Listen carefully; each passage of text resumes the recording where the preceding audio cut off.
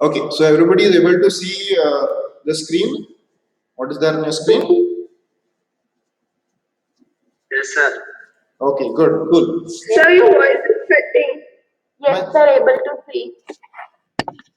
Is my voice clear now? Yes, sir. Right. Yes, sir, your voice is not clear. Right. Okay. ठीक है. So in the first chapter of our social and political life, we learnt about India's constitution, correct? And in this India's constitution, we learnt many new words about, and one of those words was secularism. So now, what is the meaning of the secularism? If you remember, if you recollect your earlier first chapter, what you read, there was one particular fundamental right. There were many fundamental rights, right? 6 to 7 fundamental rights we had, and in that one fundamental right was the right to practice any religion, the right to religion. Are you able to remember that?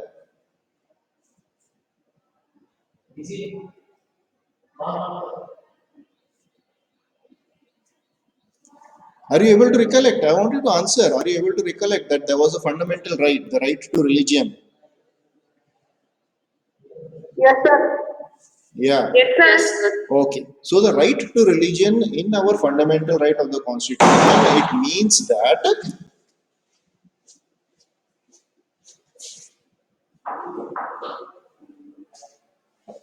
we have the right to practice whatever religion we like to practice. No one in our country is going to stop you or prevent you or going to punish you from practicing whatever religion you want to practice. Even if you don't want to follow any religion, also very well and good, no problem. We are fine with that. And that is the meaning of this word secularism.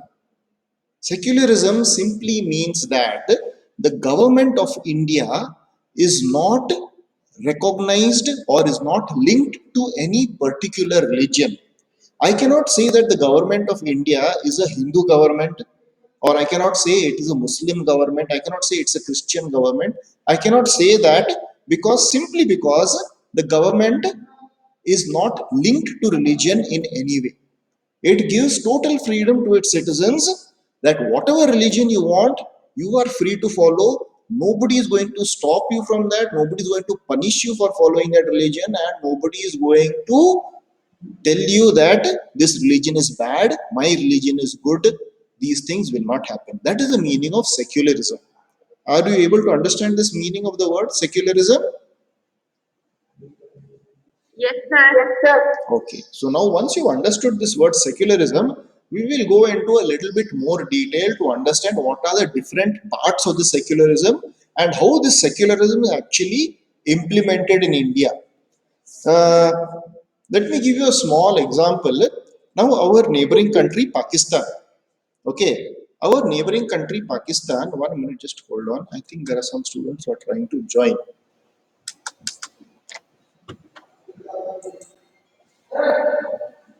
Okay, yeah. I would like to tell all you students, please join exactly on time. Whatever time is given over there, please join exactly on time so that we can have a totally uninterrupted class. Yeah. Coming back, as I was saying, our very friendly neighboring country, Pakistan. Now, Pakistan, once it got freedom, it was incorporated as a Muslim state.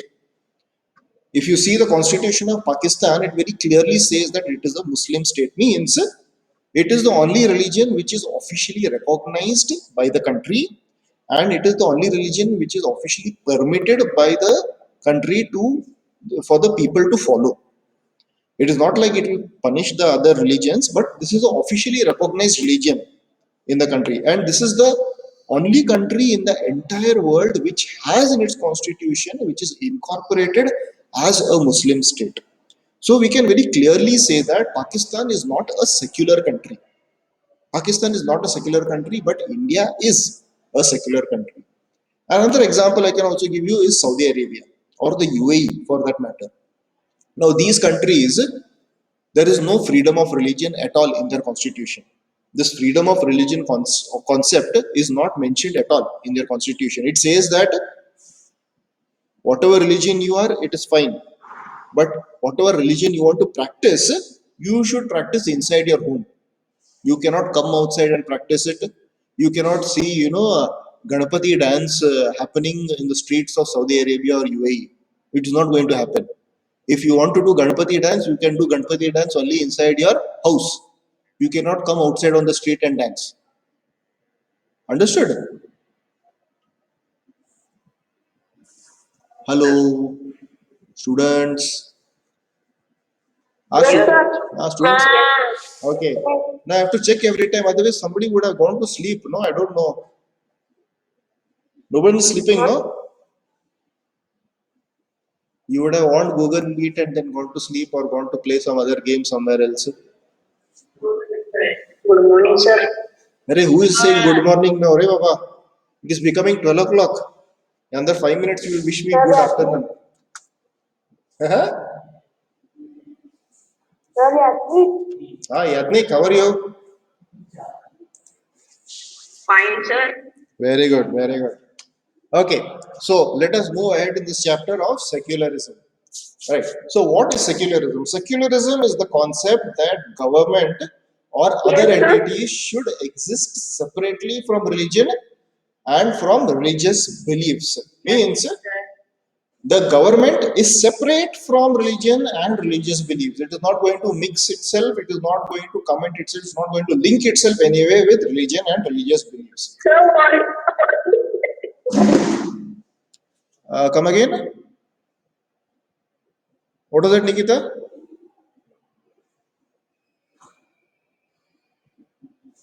Okay, secularism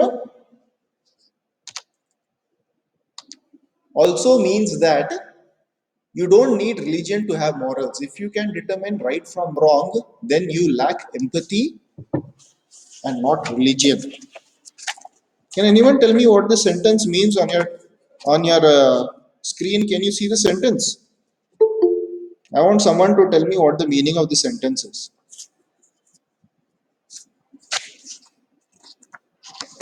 Someone, anyone?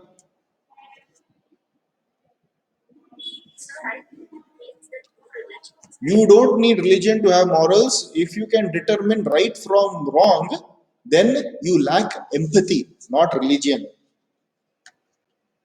First, you should understand the meaning of this word Sir? empathy. Yeah, tell me. Sir, I think it means no religion is right or wrong. That is also correct. You're absolutely right. A particular part of it. But what is the meaning of this word empathy? What does empathy mean?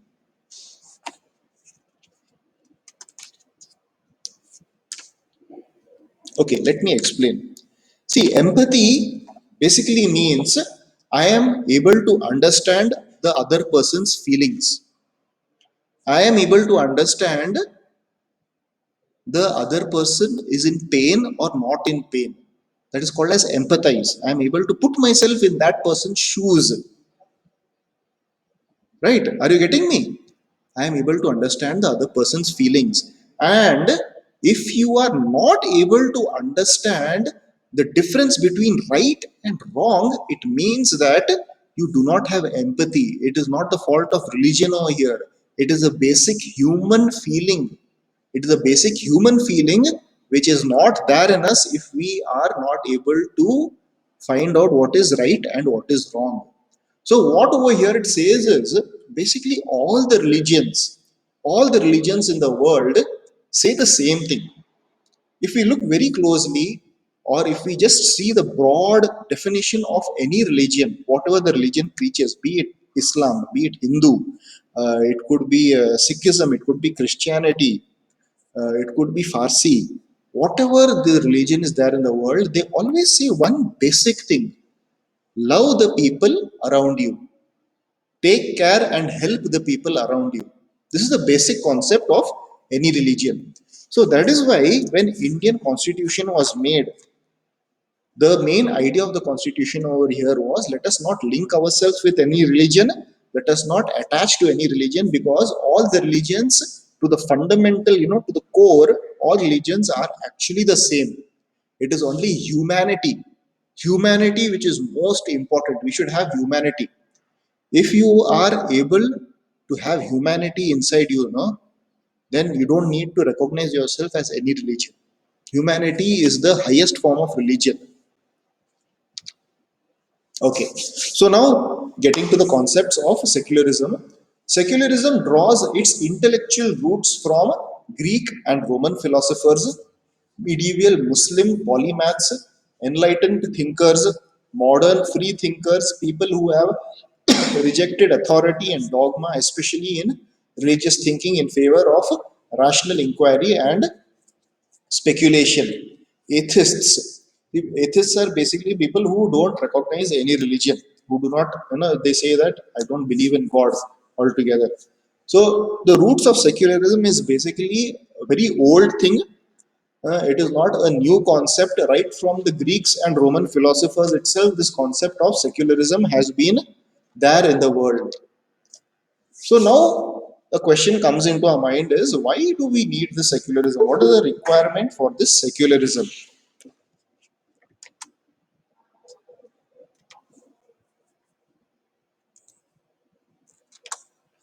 Hmm? It has been argued that secularism is a movement toward modernization and away from traditional values, traditional religious values. So when the makers of our Indian constitution, when they sat down and they thought about this idea of secularism, it was very clear to us that India is a country of many religions. In fact, all the religions in the world, whichever you see, all the religions are there in India.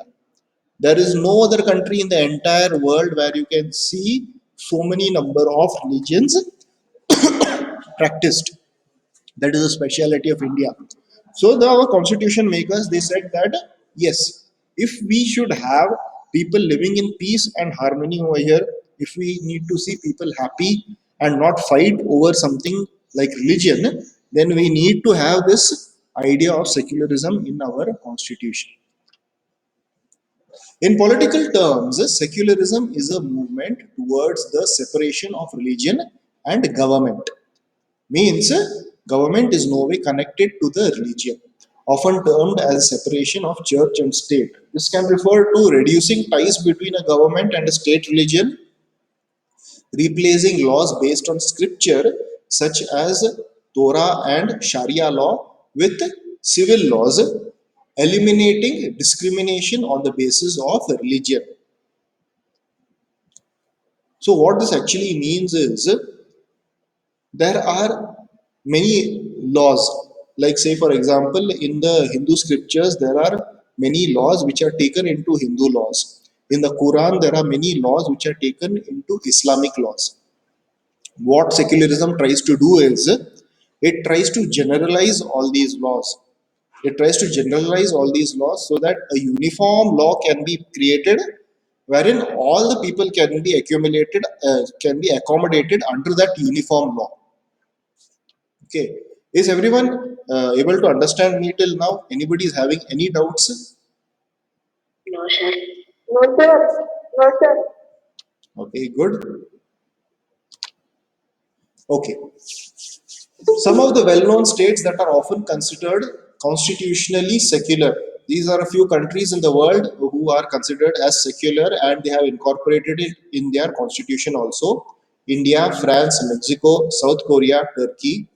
But none of these nations have identical forms of governance. Means the types of government in these countries are different.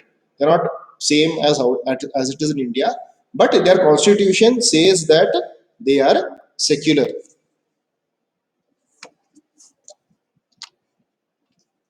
So this is the map, world map in front of you, and you can see that the blue colored nations, blue colored countries are largely the countries which are actually secular in the world.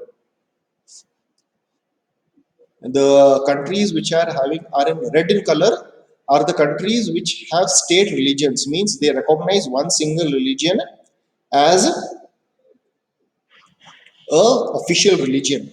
Those are the countries which are marked in red color, and you can see that these countries which are marked in red color, no, they are basically Islam countries. So mainly these countries which recognize as Islam as the only con- religion for them.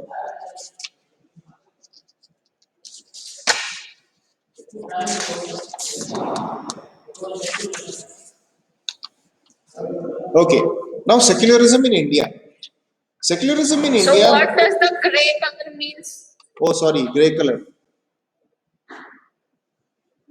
Okay. The gray color countries have no official stand about religion. The gray color countries, they do not mention religion in their constitution also. There is no official stand about religion. It is like for them religion is not of any importance at all. Those are the gray color countries. Okay. Sir, Yeah. sir, can you say the blue color countries again? Blue color countries are the countries which are secular now. In their constitution, it is put that these countries are secular. They recognize all the religions. People are free to follow whatever religion they want. Red color countries have only one particular religion as official religion, and the gray color countries do not mention about religion at all in their constitution. They are totally aloof. They don't want to have anything to do with religion. Okay. Yeah. So Indian secularism. What is so special about Indian secularism? Let us try and understand this. I'm seeing that students are trying to join very late. Sandhya Patil, Saundarya, very late you are joining. Please join on time. Okay? Indian secularism. Secularism in India means equal treatment of all religions by the state. Unlike Western concept of secularism, which envisions a separation of religion and state, the concept of secularism in India envisions acceptance of religious laws as binding on the state and equal participation of state in different religions. What Indian secularism means is that it will recognize Hindu law, it will recognize Islamic law, it will recognize whichever religious law is there, and it will treat people accordingly as per their religion and as per their law. It will not try to change Hindu law in any way, it will not try to manipulate Islamic law in any way. It will not put its hand into that. It says this is your holy book, this is the law which are there for you, so you will be treated as per those laws. We will not try to meddle into that. That is the concept of Indian secularism. But whereas in contrast, if you go to the US also is a secular country. Over there, what they do is no, they always try to change the laws. They want to have one uniform law for all the people. It will not bother whether you're a Hindu, you're a Muslim, you're a Christian, or what. This is the law. Irrespective of your religion, you have to follow that. Right? One very simple example I'll give you. One very simple example I'll give you. In Islamic law, it is okay for a person to have multiple wives. A man can have two wives, three wives, or whichever. It is permitted under Islamic law. Correct. But under Hindu law, it is not permitted. Right. So, if a person in India, I'll not name his religion, a person in India has three wives. If that person is Hindu, under Hindu law, it is illegal. He cannot have three wives. But if that person happens to be Muslim, it is okay for him to have three wives. And if his wife goes to court also, if that person is Hindu, he will be put in jail. If the person is a Muslim, since he has, it is okay as per Muslim law, fine. He will not be put into jail.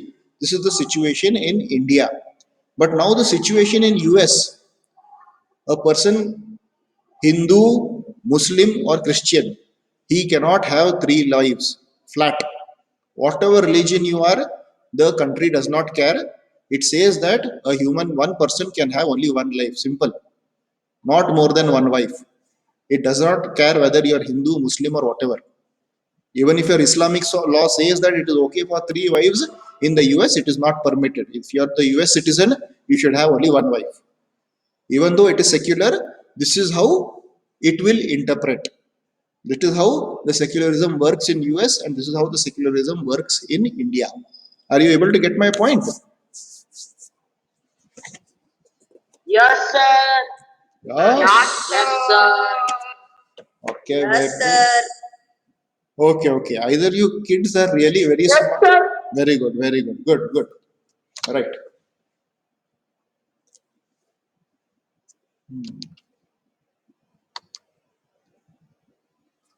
Okay.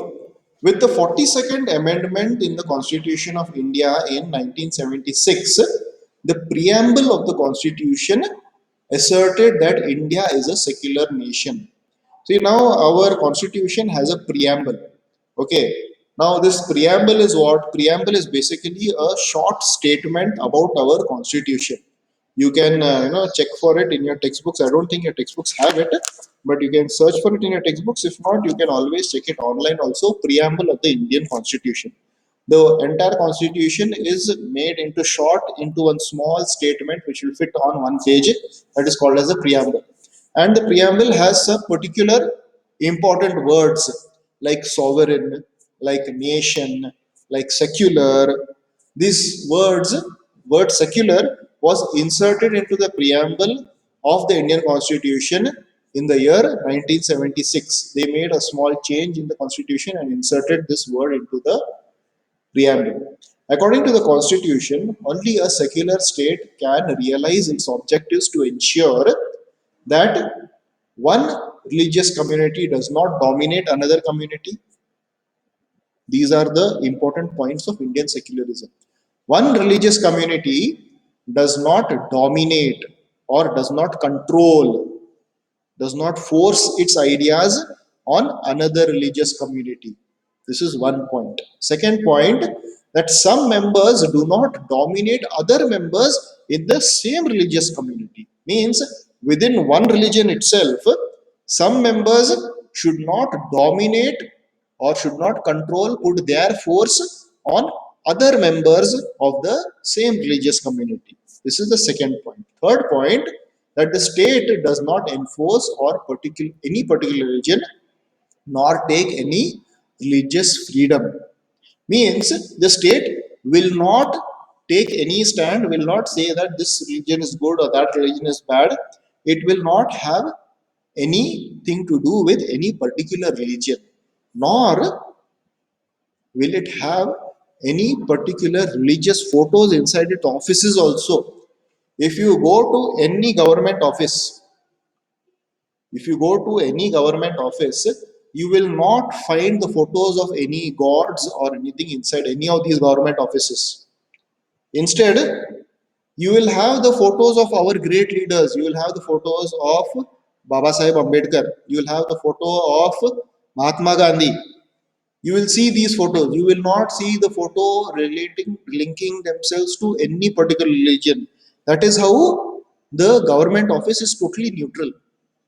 Person of any So religion. what is meaning of amendment? Amendment is making a change.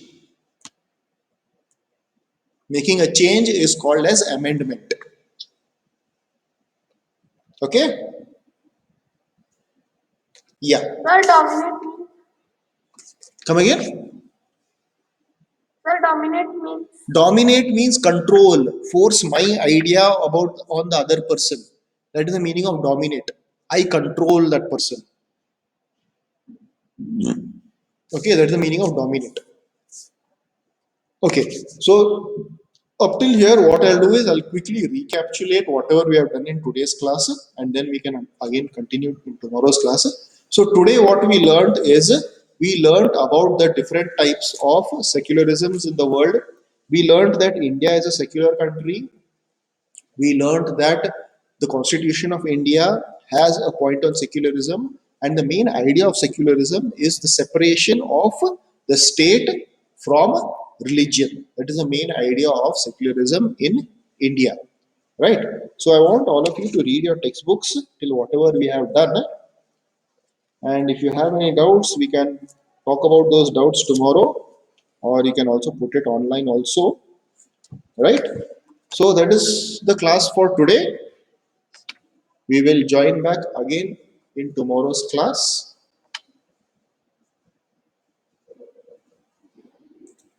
Right, students?